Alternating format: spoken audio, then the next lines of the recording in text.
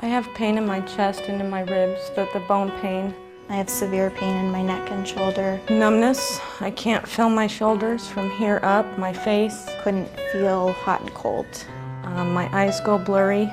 There are some days I just burst into tears just thinking about getting out of bed. 28-year-old Rochelle Fenner and 30-year-old Mary Orsino were prescribed the same drug, Lupron Depot, for the same reason, endometriosis, a medical condition in women that causes pelvic pain, irregular bleeding, and possible infertility. A couple weeks after I got the shot, I swelled up like I was 5 months pregnant. Rochelle's been off the drug for months. It's taken a lot from us, it really has. Every day's a fight. You just don't know. Mary took it almost 5 years ago. Then I could do normal things and play with my son and go out and go for a walk and go for a bike ride, and all of that is just, it's nearly impossible at this point to do those things. Like millions of women across the country, Mary and Rochelle were told their pain would go away if they took this highly toxic cancer drug. Is there ever a day when you say, you know what, getting rid of the pain was worth it? No. You would take it all back? Yep. And I would have lived with the endometriosis pain. That pain compared to the pain that I experience every day is nothing. Lupron was originally approved in the 80s to help men with advanced prostate cancer live longer, but it doesn't work for dying men, and it has significant side effects. That's according to 2 recent studies published in the Journal of the American Medical Association. In 1990, the FDA approved it as a pain reliever for women with endometriosis, but it's so toxic, it's not recommended for more than 12 months in a lifetime. Renowned endometriosis experts like Dr. David Redwine steer clear of it altogether.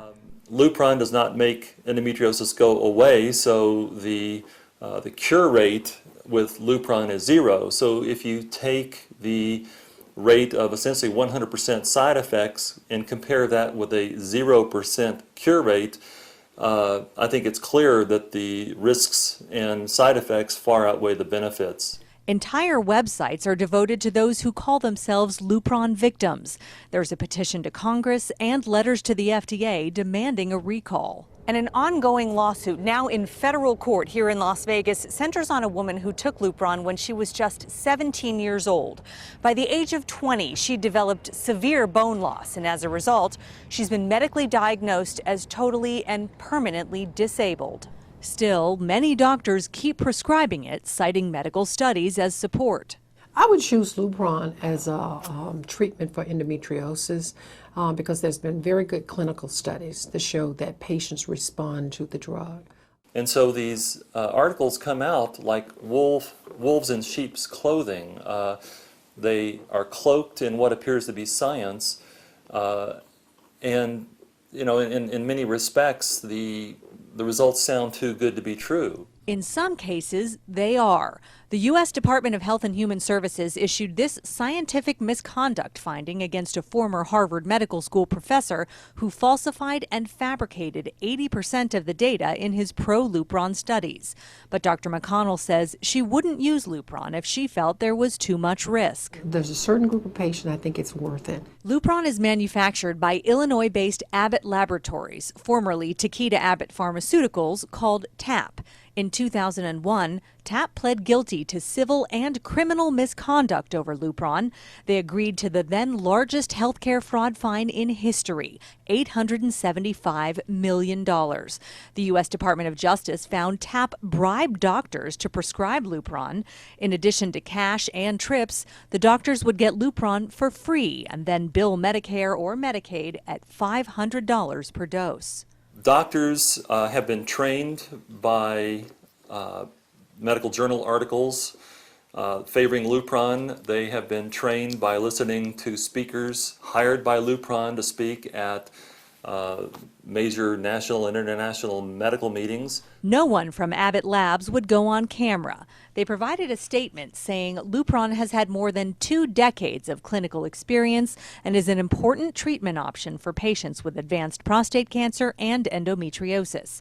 Both the benefits and risks of therapy are well known and clearly outlined in the label for consideration by physicians before recommending treatment. But some serious side effects reported by patients aren't on the label. I'm assuming no one ever told you that this drug can cause an immune disorder or attack your thyroid or your nervous system. No, never told, never warned. I read pretty thoroughly through the package insert before I ever took it, and none of that was in there.